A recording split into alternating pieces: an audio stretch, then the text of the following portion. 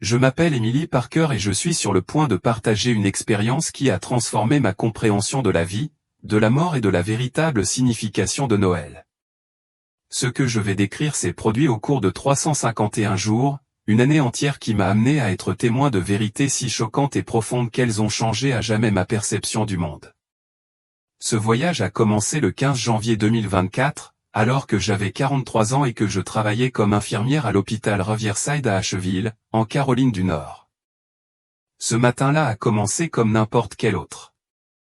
Je venais de terminer un quart de nuit et je rentrais chez moi, impatiente de me reposer après une longue nuit fatigante. Le temps était lourd et pluvieux, et alors que j'approchais d'une intersection, ma voiture a perdu de l'adhérence. J'ai fait de l'aquaplanage et l'accident qui a suivi a été grave, me plongeant dans un état d'inconscience. À l'hôpital, j'ai vécu une série de décès cliniques qui se sont étalés sur les 351 jours suivants, une période qui allait apporter des révélations inimaginables sur Noël et les conséquences de nos choix de vie. Durant ces épisodes, je me suis retrouvé en présence de Jésus. Chaque fois que mon cœur s'arrêtait, je me réveillais, non pas dans le monde que je connaissais, mais en sa présence divine. Son apparence ne ressemblait en rien aux images que nous voyons sur terre. Sa gloire était indescriptible, une lumière rayonnante qui enveloppait tout. Ses yeux, bien que remplis d'un amour infini, reflétaient aussi une profonde tristesse, comme s'il portait le poids de toute la souffrance humaine. Mais ce n'était pas seulement sa présence qui me bouleversait, c'était ce qu'il me révélait. L'enfer n'était pas ce que j'avais imaginé. Au lieu des fosses de feu et des démons traditionnels de la culture populaire, on m'a montré quelque chose de bien plus terrifiant et vaste. L'enfer, tel qu'on me l'a montré, était un royaume énorme, divisé en 351 chambres, ou comme je les ai compris, continents. Pour saisir son échelle, Jésus m'a dit que chaque chambre individuelle était plus grande que les continents d'Asie et d'Afrique réunis. Chaque chambre était en flammes sans fin, des rivières de lave les traversaient comme de l'acier fondu, et il n'y avait aucun endroit de répit. Le feu ne s'est jamais arrêté, consumant tout sur son passage. Le 86e jour de mes expériences, Jésus m'a emmené dans une chambre spécifique, une chambre qui allait changer à jamais ma compréhension de Noël. En approchant, j'ai vu d'innombrables âmes piégées dans la lave. Leur corps était submergé par le liquide en fusion, leurs membres inférieurs consumés par le feu. Ces âmes étaient principalement celles qui s'étaient autrefois assises sur les bancs de l'église, des personnes qui avaient professé leur foi mais avaient vécu des vies bien éloignées de ce qu'on attendait d'elles. Ces âmes étaient éternellement damnées, leurs cris résonnant dans la chambre. Certaines imploraient la miséricorde, d'autres se lamentaient sur leurs décisions passées, et beaucoup exprimaient leur regret de ne pas avoir vécu leur vie conformément à la volonté de Dieu. Horrifié, j'ai demandé à Jésus, pourquoi toutes ces âmes sont-elles dans leurs fosses de feu respectives? Il m'a regardé avec des yeux tristes et m'a répondu, lorsque les hommes de la terre vivent dans le péché, ils creusent un trou pour eux-mêmes, un trou qui deviendra un puits éternel en enfer. Leur vie pécheresse fournissent aux démons les matériaux pour construire leur tourment éternel. En regardant, j'ai vu les âmes se décomposer, leur corps couvert de vers qui se multipliaient à chaque tentative de les enlever. Le feu sous eux semblait jaillir du sol même, les consumant sans fin. Je n'ai pas pu retenir mes larmes en voyant leur tourment incessant. Seigneur, aie pitié de ton peuple, ai-je crié à plusieurs reprises, mon cœur se brisant devant leur souffrance. Cette expérience, et les autres qui ont suivi, m'ont appris des choses que je n'avais même jamais envisagées sur le péché, sur le jugement et sur les conséquences éternelles de nos actions. Mais surtout, elle m'a ouvert les yeux sur une vérité choquante à propos de Noël, une vérité que je porterai avec moi pour toujours. Nous sommes ensuite arrivés devant une porte immense dont la vue me hante encore aujourd'hui. Ce que j'ai vu au-delà était incompréhensible, une silhouette habillée exactement comme le Père Noël, tenant des jouets et riant des âmes souffrantes piégées derrière la porte.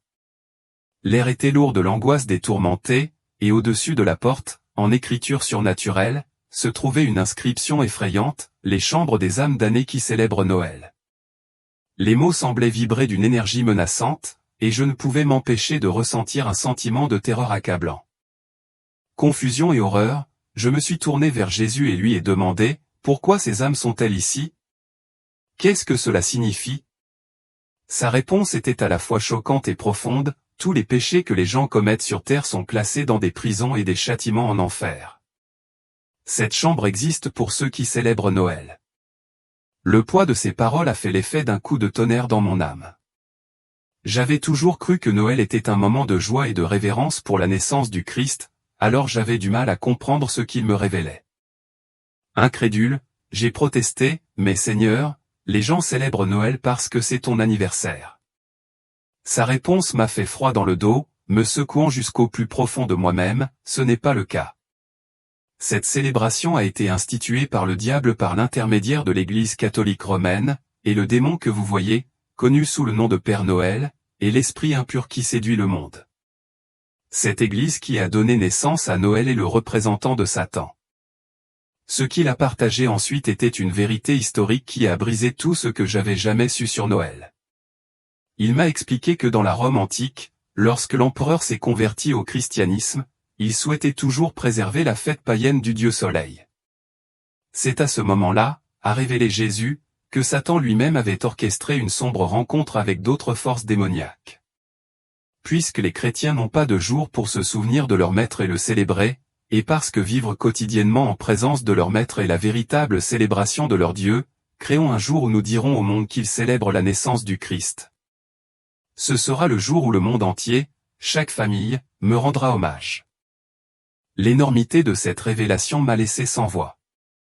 Ce que j'avais autrefois considéré comme une fête sacrée honorant la naissance du Christ était, en réalité, une construction de l'influence satanique, conçue pour éloigner les gens de la véritable signification de l'adoration et de la dévotion. J'ai ressenti une profonde tristesse et un profond chagrin pour toutes les âmes qui participaient sans le savoir à cette tromperie. Dans la chambre, le supplice continuait et ce que j'ai vu était plus qu'horrible. J'ai vu un bébé d'un an crier de douleur, son petit corps couvert de vers qui se tordait. Submergé par la compassion, j'ai demandé à Jésus: pourquoi un bébé innocent est-il ici? La réponse de Jésus m'a profondément secoué: cet enfant a été initié à la sorcellerie dès le ventre maternel. Même avant sa naissance, il était marqué par les ténèbres qui cherchent à contrôler l'âme. Alors que je luttais pour comprendre cela, on m'a ensuite montré une scène qui m'a horrifié encore plus. Un enfant de 8 ans se tenait entouré de personnages de dessins animés ou des personnages qu'il avait adorés sur Terre maintenant transformés en êtres démoniaques, le tourmentant sans pitié.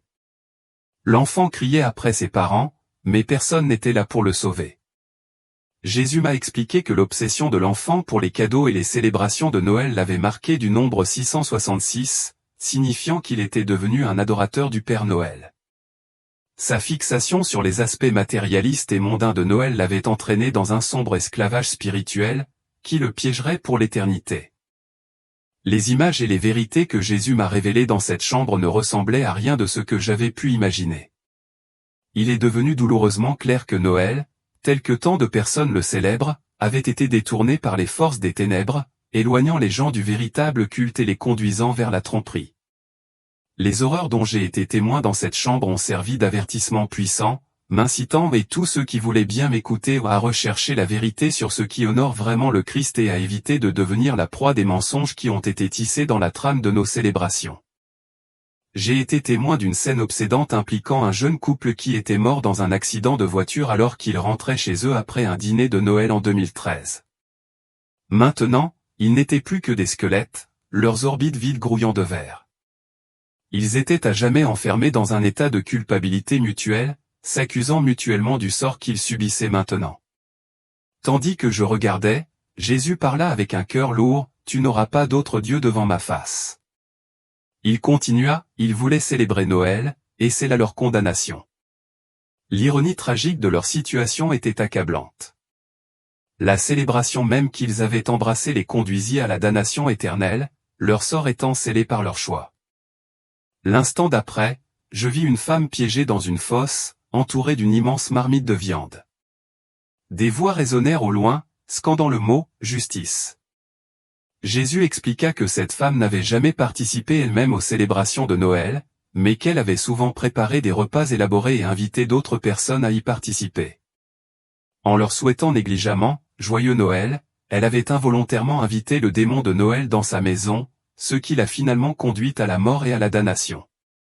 Lorsqu'elle supplia Jésus, sa voix remplie de désespoir, elle dit, « Maître, tu sais que je t'ai servi fidèlement. J'ai aidé à organiser les événements de l'Église, j'ai porté la Bible du pasteur, j'ai payé ma dîme et j'ai fait de l'évangélisation. » Jésus, les yeux emplis de tristesse, répondit, « Je connais les œuvres que tu as faites pour moi, mais tu as été imprudent et complaisant. Tu connaissais ma parole et mes principes, mais tu as quand même choisi de célébrer cette fête de ton plein gré.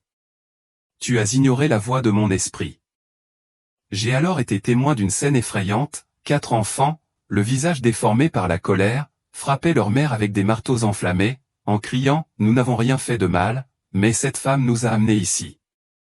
Elle nous a appris à célébrer Noël chaque année. » La mère leur avait acheté des vêtements de Noël juste avant leur mort prématurée dans un accident de bus. L'excuse de la femme, selon laquelle elle voulait simplement faire plaisir à ses enfants, a été accueillie par l'avertissement sévère de Jésus, « Ne vous conformez pas au monde présent, vous n'êtes pas de ce monde. » Le poids de ces paroles persistait dans l'air, alors que je réalisais comment même des actions apparemment innocentes faites par amour ou par désir de plaire pouvaient conduire à des conséquences aussi désastreuses. Tout autour de moi, les démons se moquaient des âmes souffrantes. Vous adoriez le Père Noël en célébrant Noël. C'est votre royaume. Vous célébrerez et adorerez le Père Noël ici pour toujours. Les voix moqueuses résonnaient dans la pièce, ajoutant au tourment de ceux qui étaient piégés dans cet endroit horrible.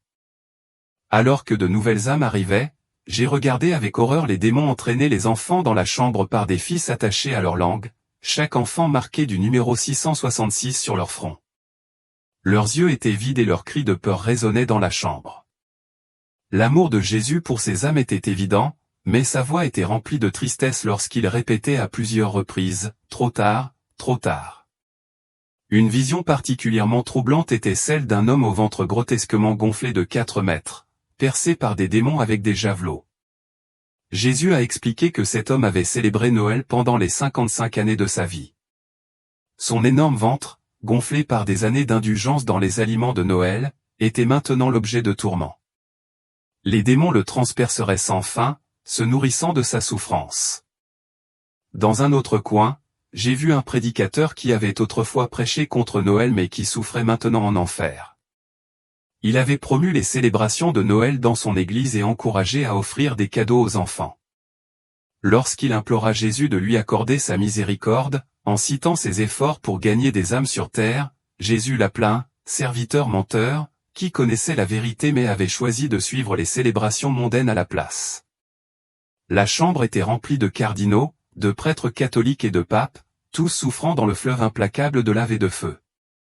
Toutes les 30 minutes, une voix commandait, augmenter la température, apportant de nouvelles vagues d'agonie aux condamnés. Un cardinal, entouré d'un groupe d'enfants et de croyants catholiques dévots, fut accusé par tous. « Père, c'est vous qui nous avez amenés ici », crièrent-ils, leur voix pleine d'accusation et de tristesse. Leur tourment éternel était le résultat direct de ses enseignements et de son encouragement aux célébrations de Noël, une pratique qui les avait égarés. Jésus m'emmena ensuite dans une autre section de la chambre, où je vis un groupe de mères qui étaient mortes pendant qu'elles faisaient leurs courses de Noël. Elles étaient piégées dans une fosse remplie de boîtes cadeaux en feu, qui tombaient continuellement sur elles, les écrasant et les brûlant simultanément. Le poids des cadeaux était à la fois littéral et symbolique, représentant le matérialisme qui les avait conduits à leur destin. L'histoire d'une femme se démarquait particulièrement, elle était morte dans une bousculade du Black Friday alors qu'elle essayait d'acheter des cadeaux de Noël à prix réduit. Sa tentative désespérée de satisfaire aux exigences matérielles de la fête lui avait finalement coûté la vie, et elle était désormais piégée dans un cycle éternel de tourments. Le tourment dont j'ai été témoin dans cette chambre, la souffrance sans fin de ceux qui avaient participé aux célébrations de Noël, m'ont bouleversé jusqu'au plus profond de moi-même. Chaque âme que je rencontrais semblait être là parce qu'elle avait laissé une fête, une tradition qui avait autrefois semblé innocente ou même sacrée, les égarer. Le poids de cette révélation était écrasant, et j'ai compris plus clairement que jamais l'importance de se prémunir contre les tromperies subtiles du monde, en particulier lorsqu'il s'agissait de la célébration de Noël. « Regardez attentivement, dit Jésus, sa voix teintée de tristesse. Cette femme était une institutrice d'école du dimanche. Elle enseignait aux enfants mon amour, mais elle ne leur a jamais parlé des dangers des célébrations païennes. La femme hurlait dans une agonie insupportable, sa chair brûlant éternellement, pour se régénérer et brûler à nouveau. Chaque cadeau qu'elle a acheté pour Noël est devenu un charbon ardent sur son corps, expliqua Jésus, son ton plein de compassion mais aussi ferme dans la vérité. Le tourment éternel de la femme était une conséquence directe de son incapacité à avertir les enfants dont elle avait la garde des dangers de célébrer une fête enracinée dans les traditions païennes. Ensuite, j'ai vu une adolescente, décédée en 2022, tourmentée par des décorations d'arbres de Noël qui s'étaient transformées en sphères de métal brûlantes. Ces décorations lui brûlaient le corps à plusieurs reprises, provoquant une douleur inimaginable. Elle était obsédée par la décoration des arbres de Noël et a influencé bon nombre de ses abonnés sur les réseaux sociaux à faire de même, expliqua Jésus. Chaque personne qu'elle influence ajoute à son tourment, car leur célébration marque plus d'âme pour cette chambre. L'obsession de la jeune fille pour les décorations de Noël l'avait non seulement égarée, mais son influence sur les autres avait aggravé sa souffrance, car ceux qui suivaient son exemple étaient désormais également marqués pour le tourment. Dans une autre fosse, j'ai vu un riche homme d'affaires qui avait fait fortune en vendant des décorations de Noël. Sa punition était particulièrement sévère, des démons pervers, ressemblant à des ornements de Noël populaires, le forçaient à avaler des pièces en feu, chacune représentant chaque dollar qu'il avait gagné grâce à la commercialisation de Noël. Il connaissait la vérité sur les origines païennes de Noël, m'a dit Jésus, mais il a choisi le profit plutôt que la vérité. Son désir de richesse l'avait aveuglé aux implications spirituelles plus profondes de ses actions, et maintenant il payait le prix pour avoir donné la priorité aux gains matériels sur la vérité éternelle de Dieu. Plus nous nous aventurions dans la chambre, plus les scènes devenaient horribles.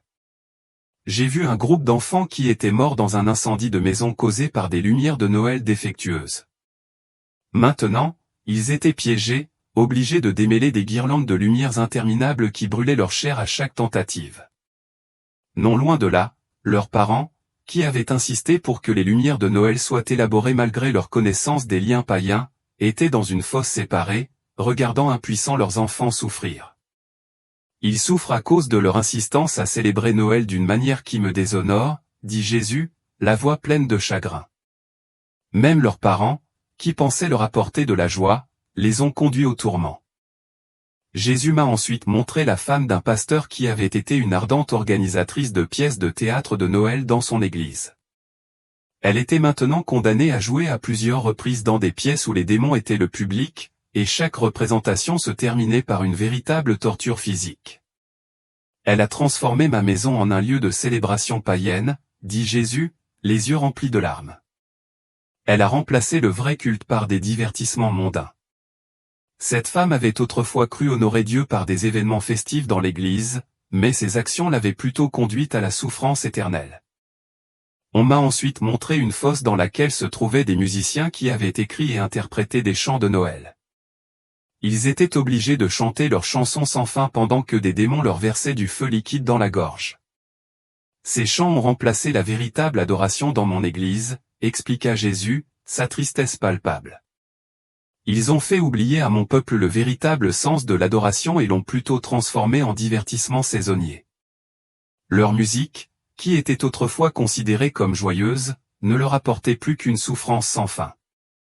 La musique qui semblait autrefois innocente était devenue un symbole du pouvoir trompeur de la fête, éloignant les gens de la véritable adoration.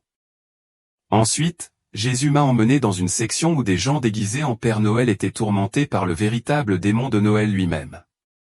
Ce démon les forçait à jouer leur rôle de Père Noël, en endurant des tortures inimaginables. Ces gens incarnaient littéralement le démon de Noël, a dit Jésus. Ils sont devenus ses représentants sur terre, trompant les enfants et égarant les familles.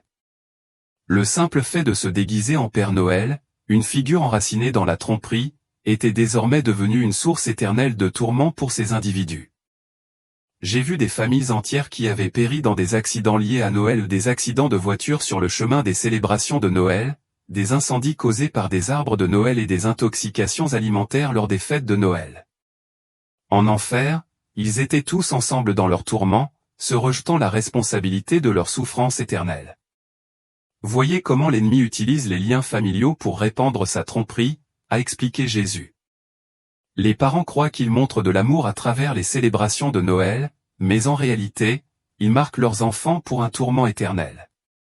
La douleur profonde des liens familiaux s'est transformée en une source de regret éternel, car l'amour qu'ils pensaient donner avait conduit leurs proches à la destruction.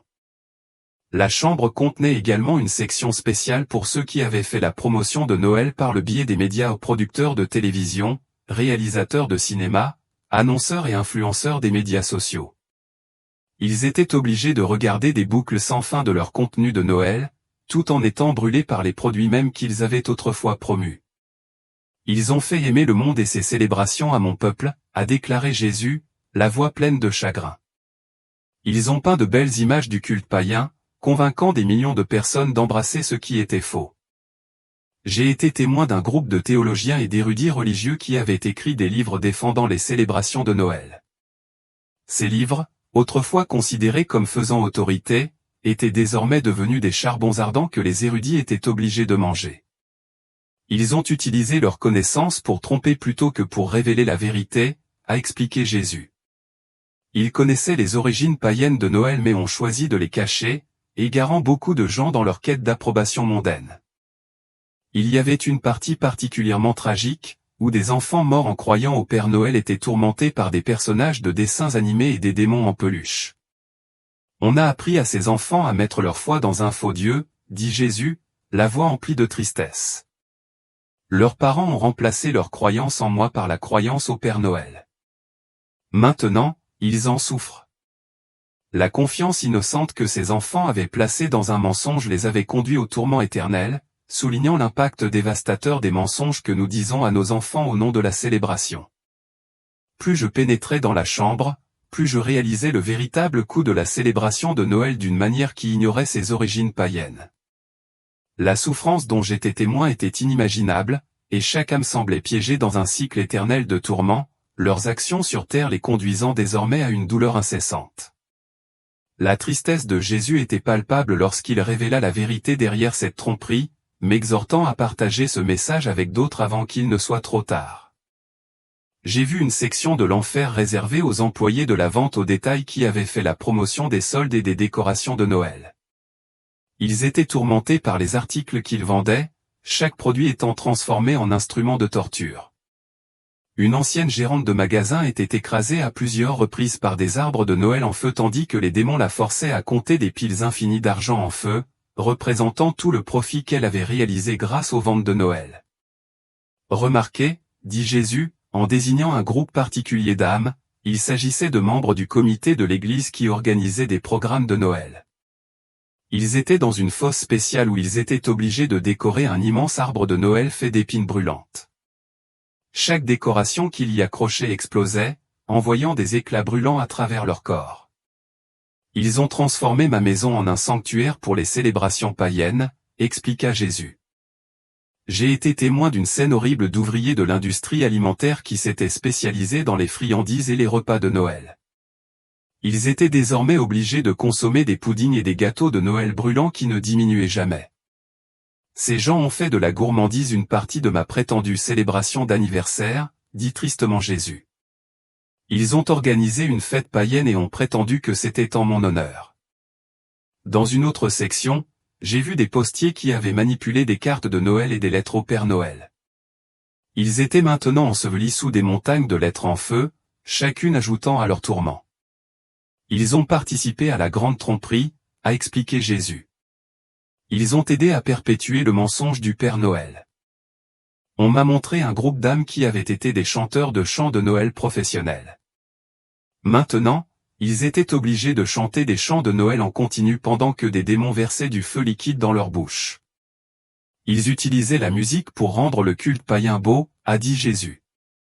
Ils enveloppaient la célébration démoniaque dans de douces mélodies.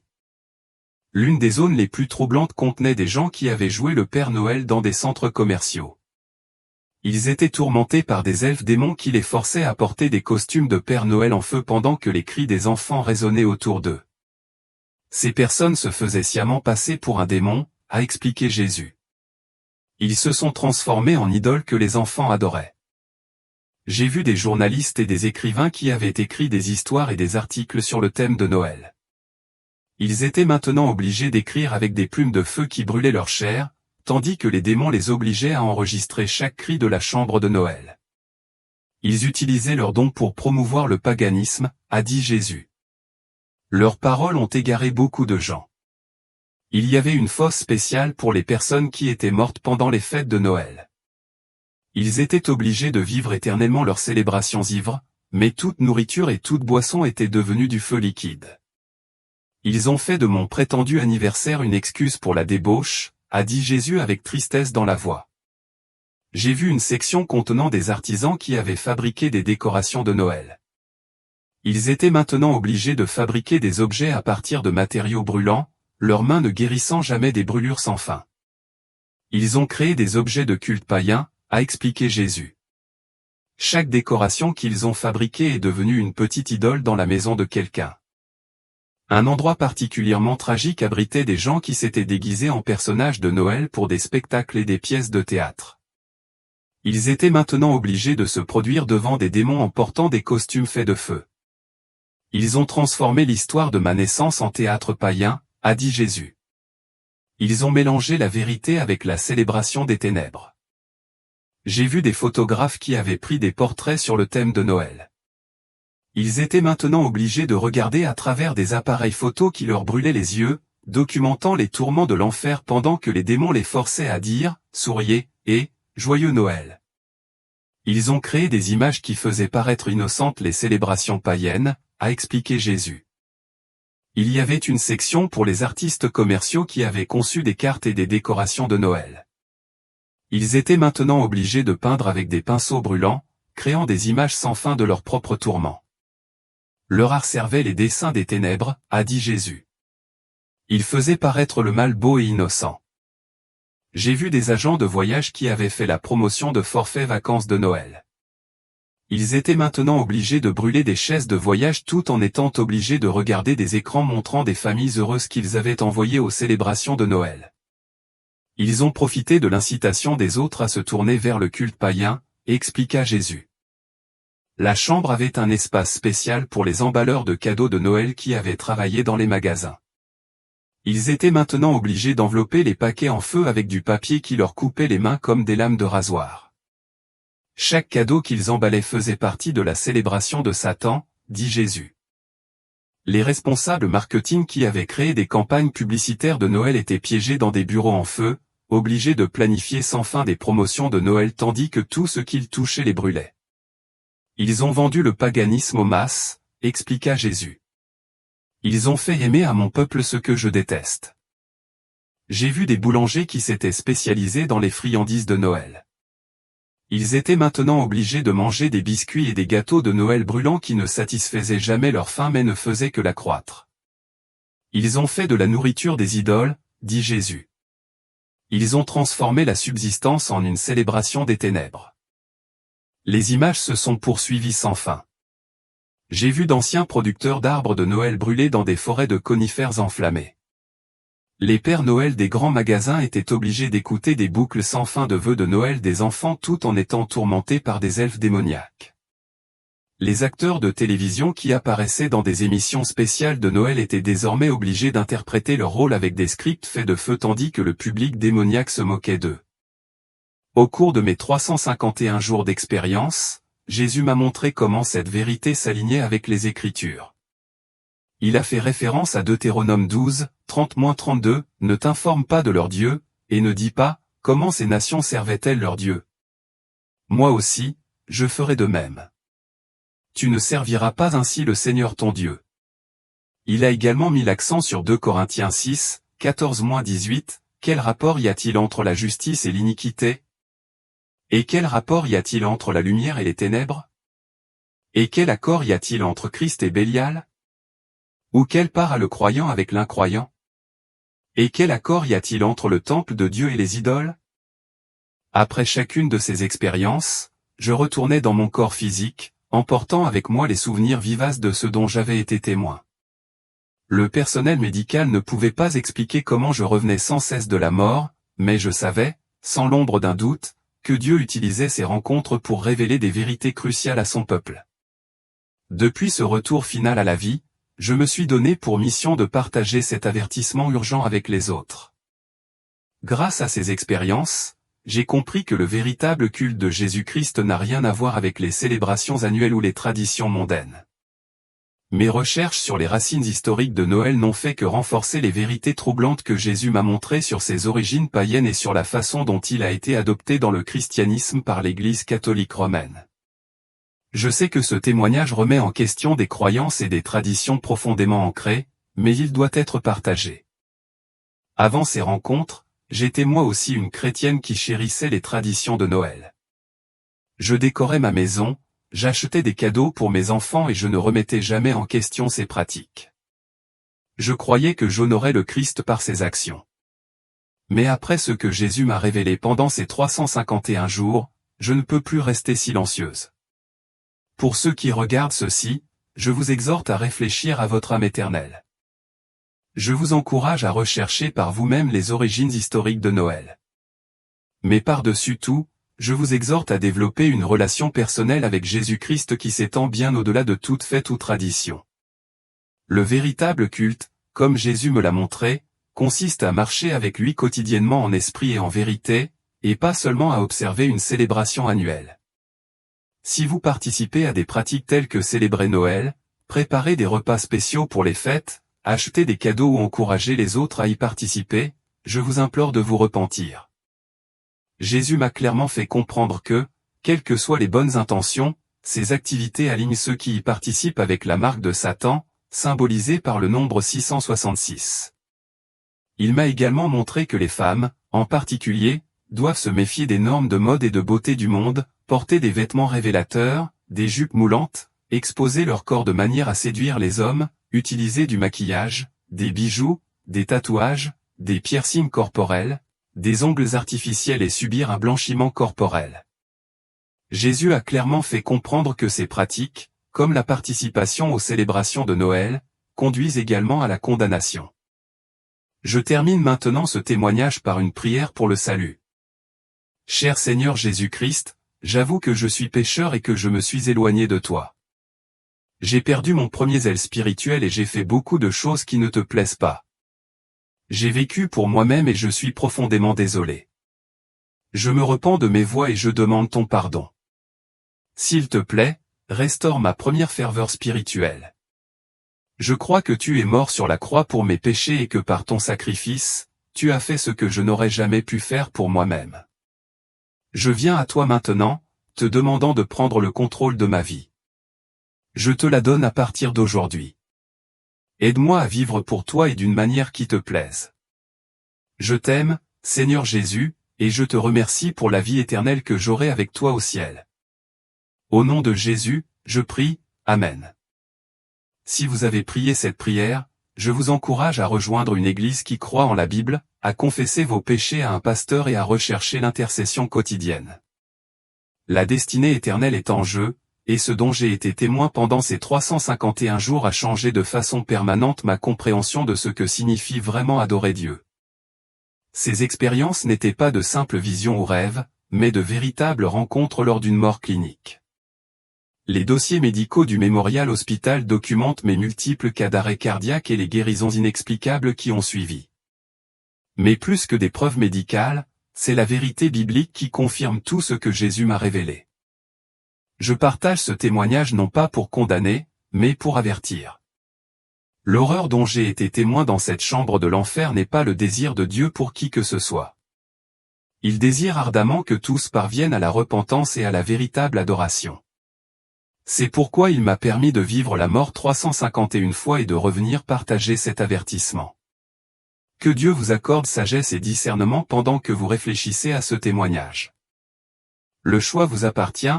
Allez-vous continuer à suivre les traditions du monde qui honorent Satan sans le savoir, ou choisirez-vous de vous engager dans la véritable adoration de Jésus-Christ? Comme Jésus me l'a montré, il n'y a pas de deuxième chance une fois que vous entrez dans l'éternité.